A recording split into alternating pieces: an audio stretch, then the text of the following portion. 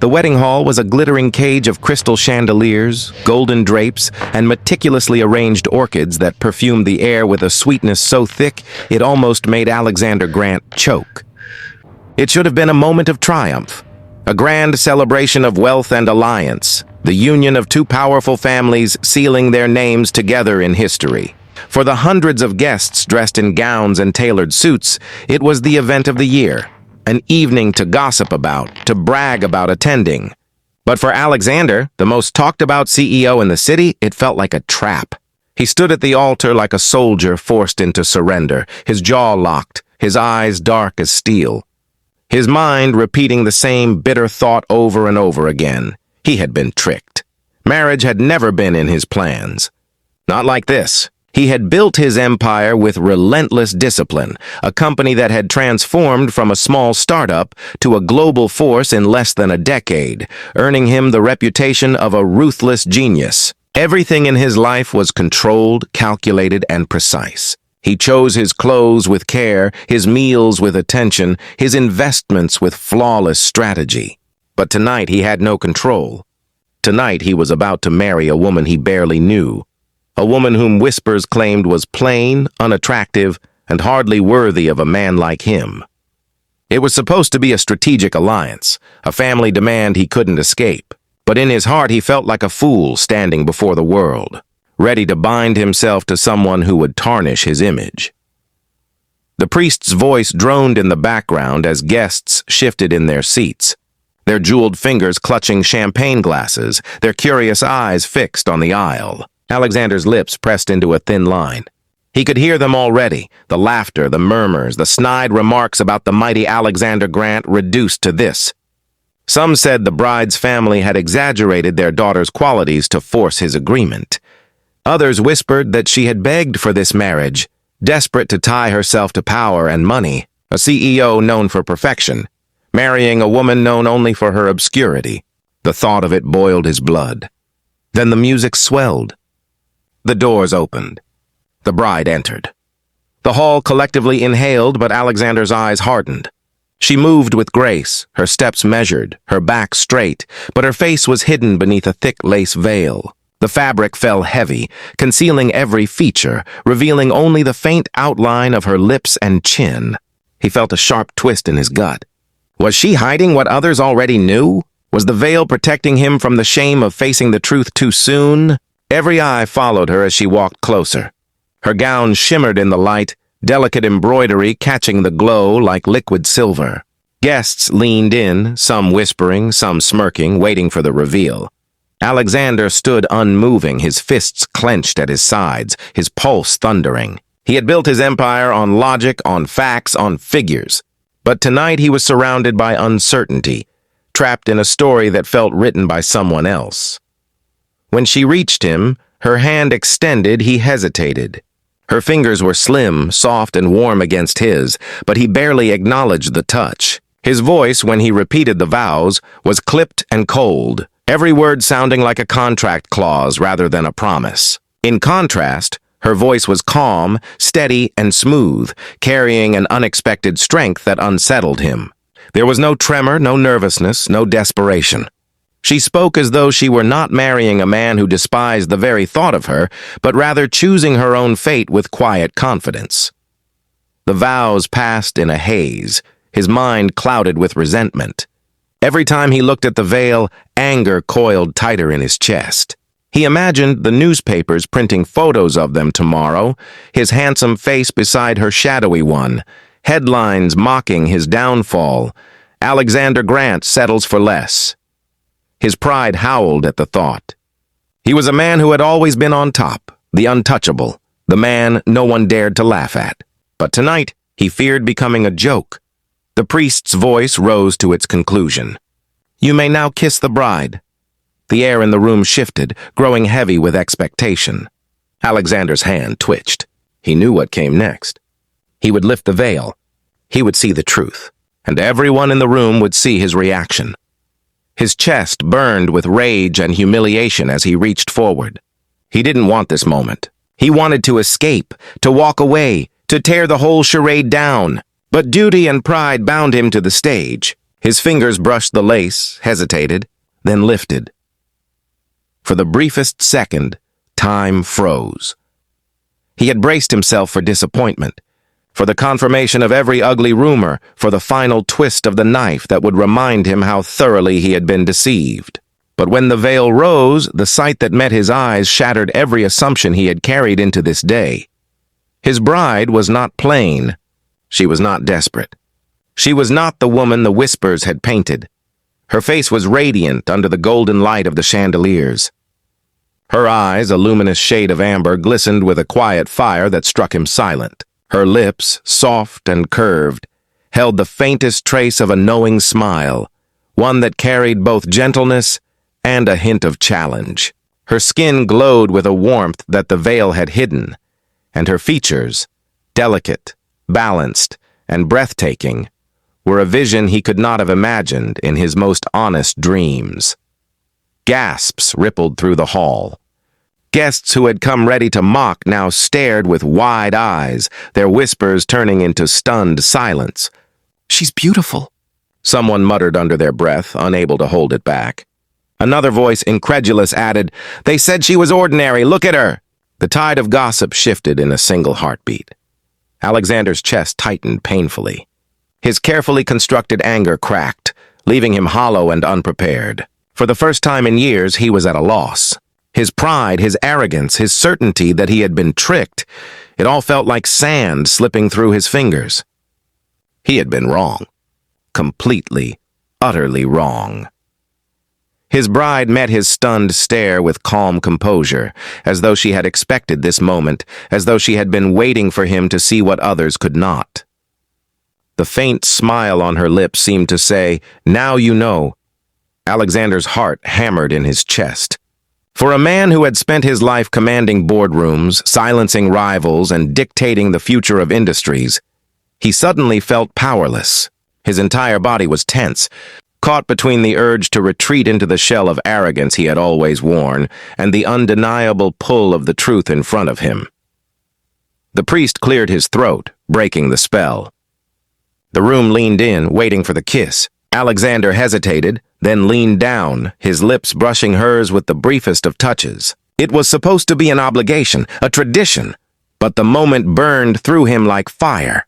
Her lips were soft, her presence overwhelming, and the touch, short as it was, shook him to his core.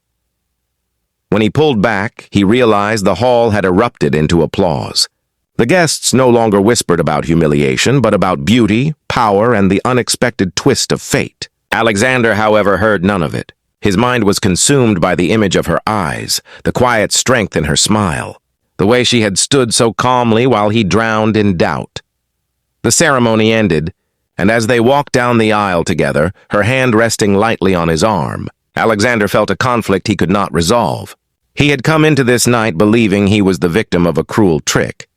But now, with every step, he wondered if he was the one who had been blind.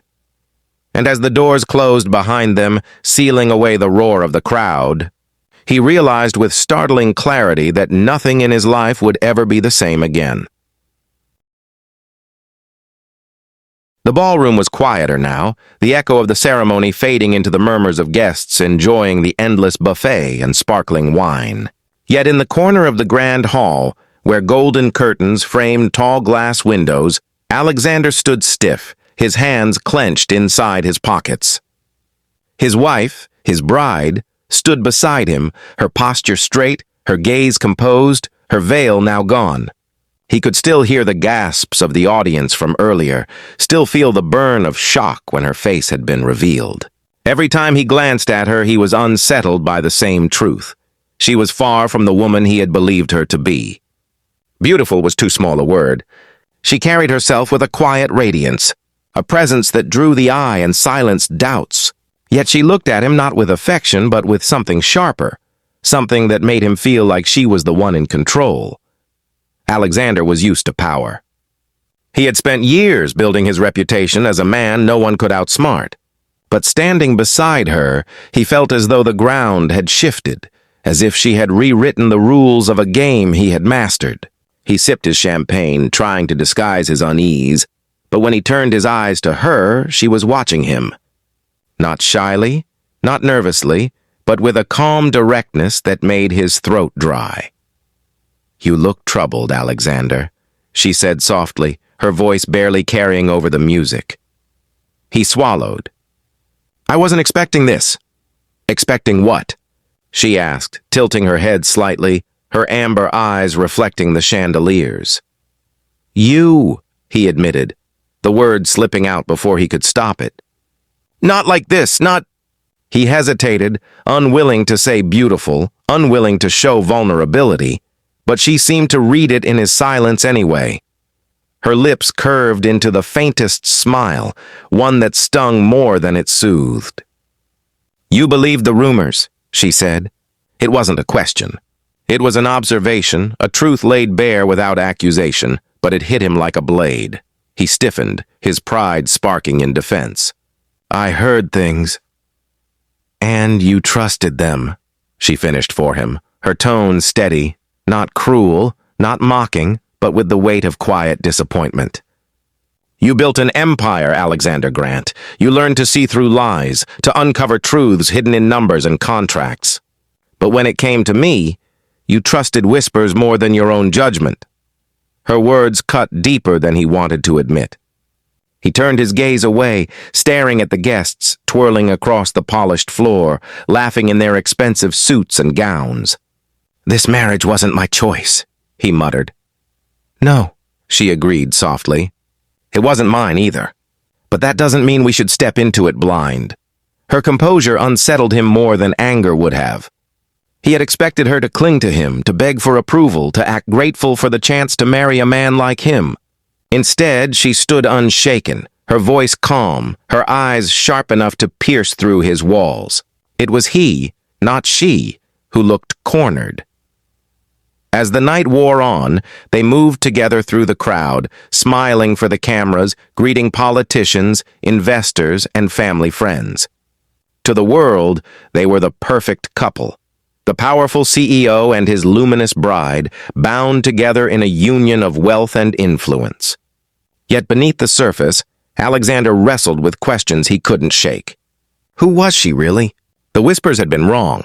So catastrophically wrong. But if she wasn't the desperate plain girl people had described, why had she allowed the rumors to live? Why had she hidden her face until the last moment? It wasn't until the celebrations ended, the guests departed, and the grand house grew quiet that Alexander finally confronted her. Their new home was vast, filled with marble floors and tall ceilings, but the silence was thick, pressing between them like a third presence. She removed her earrings slowly, placing them on the dresser, while he stood behind her, watching the reflection in the mirror. "Why didn't you correct them?" he demanded at last, his voice low but firm. She met his eyes in the glass, unflinching. "Because I wanted you to see me for yourself, not through anyone else's words, not through your pride, just me." His jaw tightened. "You let me believe." "I let you choose what to believe," she interrupted gently, turning to face him. "If you were the man the rumors described you to be, you would have dismissed me no matter what I looked like. If you were the man your pride said you were, you would have walked away even if the truth was in front of you. I needed to know which one you were." Her honesty stripped him bare. For a moment he couldn't speak. He, Alexander Grant, master of negotiations, feared being outmaneuvered by the very woman he had underestimated. He took a step closer, lowering his voice. "And what did you find out?" She held his gaze, her expression unreadable. "I found a man who doubts before he trusts. A man who listens to the world before listening to his own heart. But also a man who, despite his arrogance, still looked at me tonight as though he had been struck by lightning. That gives me hope." Her words disarmed him. For years, Alexander had been praised, feared, admired, envied. But hope? No one had ever looked at him and spoken of hope. The word unsettled him in a way he couldn't define. He looked at her again, really looked, and realized the truth he hadn't wanted to face. She was not only beautiful, but strong, unshakable, unwilling to bend to gossip or to him. She was not a woman who had tricked him. She was a woman who demanded to be seen, not just looked at. The days that followed were filled with silence and tension, but also with an unspoken pull between them. At formal dinners, she sat poised beside him, speaking with elegance and intelligence that left even seasoned politicians intrigued. In private, she carried herself with quiet independence, never seeking his attention, never begging for his affection. And the more she withheld, the more Alexander found himself drawn to her.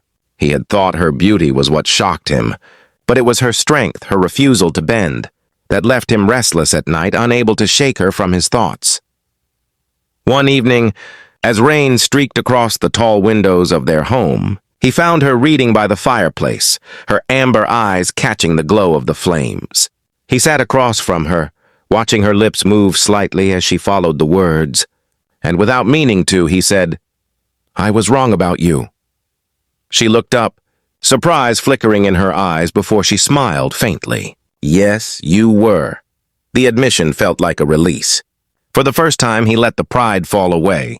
He told her of his fears, his anger, the humiliation he had dreaded, the empire he had felt slipping through his fingers. And she listened, not judging, not mocking, but simply hearing him. When he finished, she placed the book aside and said quietly, "Then maybe now you can start seeing me for who I am, not for who others told you I was." In that moment, Alexander realized how blind he had been. He had mistaken whispers for truth, arrogance for strength, pride for vision.